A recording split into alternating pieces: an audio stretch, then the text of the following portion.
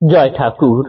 শ্রী শ্রী রামকৃষ্ণ পুঁথি দ্বিতীয় খণ্ডের অন্তর্গত মধুর ভাবে সাধনা এই অধ্যায় থেকে আমাদের আজ অষ্টম পর্ব, অষ্টম দিন পর্যন্ত পাঠ চলছে। এই অধ্যায় থেকে পর্ব সংখ্যা 181, আজ পাঠ করছি পৃষ্ঠা সংখ্যা 110। এর আগের পাঠে আমরা দেখেছি ঠাকুরকে মথুরবাবু বিশেষ যত্নে রাখার জন্য, চোখে চোখে রাখার জন্য যানবাজারে তার নিজের বাসভবনে নিয়ে গিয়েছেন। তার এখন মুহুর্মুহু সংজ্ঞা চলে যাচ্ছে। তিনি জ্ঞান থাকা অবস্থায়, জ্ঞানহীন অবস্থায় সর্বদাই কৃষ্ণ নাম করে যাচ্ছেন। কৃষ্ণকে না পাওয়ার জন্য তার শরীর, তার মন প্রাণ আকুপাকু করছে, তিনি সুস্থির থাকতে পারছেন না। এই মুহুর্মুহু বাহ্য জ্ঞান চলে যাচ্ছে। মথুরবাবু তাই ভয় পাচ্ছেন যদি কিছু হয়ে যায়, তাই তিনি নিজের কাছে নিয়ে গিয়ে অতি যত্নে রাখার চেষ্টা করেছেন। আর আমরা ঠাকুরের এই অবস্থা বুঝতে পারবো যদি নিজেরা শুদ্ধ সৎ বুদ্ধিযুক্ত হই, এবং তবেই এই সত্যময় শুদ্ধময় পরম ঈশ্বরের লীলা আমাদের গোচরে আসবে।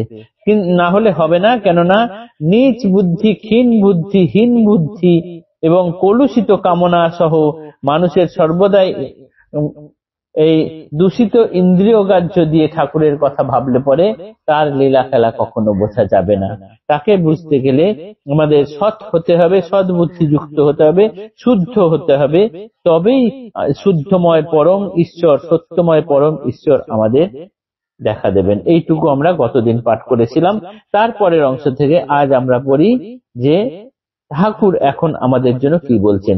তাই বলি স্মর প্রভু, তাই বলি স্মর প্রভু সরল পরাণে, যদি থাকে সাধ তার লীলা দর্শনে।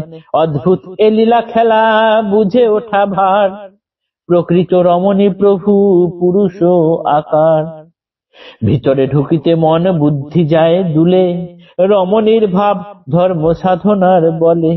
কায়ে মনোবাক্যে খেলে ভাব ধর্ম রীতি, কে চিনে পুরুষ প্রভু প্রকৃত প্রকৃতি।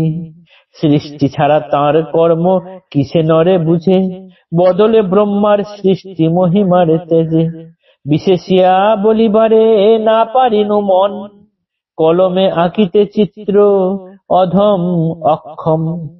অদ্ভুত সাধনা কইলা প্রভু পরমেশ, দিবারাতি এ সময়ে রমণীর বেশ।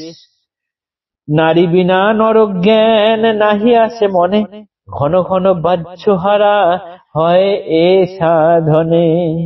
বাহ্যহারা কারে বলে সে বা কি রকম, শুনিলে নারয় বাহ্য অকথ্য কথন।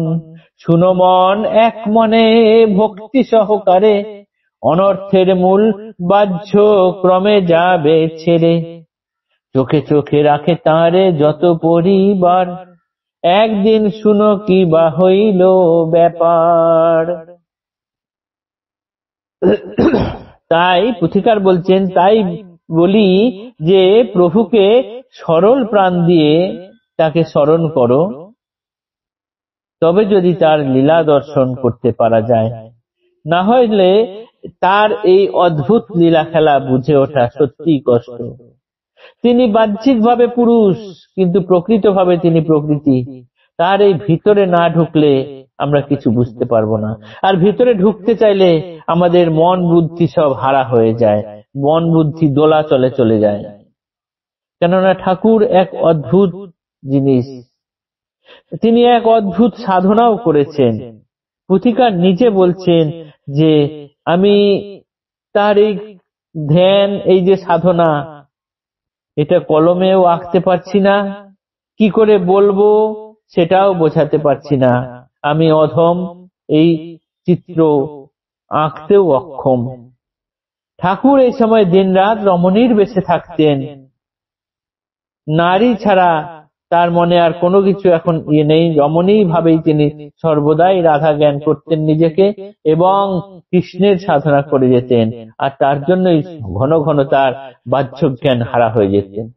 বাহ্য জ্ঞান হারা কিরকম না, কৃষ্ণ নাম ছাড়া অন্য কোনো কথা বা অকথা, আকথা কুকথা এসব শুনলে পরেই তিনি আর সহ্য করতে পারতেন না। তার মন তখন বাহ্য জ্ঞান হারা হয়ে যেত।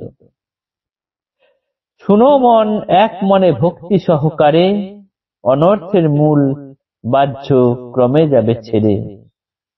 তাই ঠাকুরের কথা এক মনে ভক্তি সহকারে শুনলে পরে কি হবে, আমাদের মন থেকে যত অনর্থ আছে সেগুলো আমাদেরকে ছেড়ে চলে যাবে। ঠাকুরের এখন ভালো রাখার জন্য, ঠাকুরকে সর্বদা চোখে চোখে রাখার জন্য, চোখে চোখে রাখে তারে যত পরিবার, একদিন শুনো কিবা হইল ব্যাপার। তাকে সবাই চোখে চোখে রাখছেন যানবাজারে মথুর বাবুর বাড়িতে নিয়ে গিয়ে, কিন্তু সেখানেও কি হলো একদিন, সেই ঘটনাটাই বলছি এখন, সেটাই শোনো। এই ঘটনাটি আগামীকাল পাঠ করব। আজকের পাঠ এতটুকুই থাকলো। জয় ঠাকুর, নমস্কার।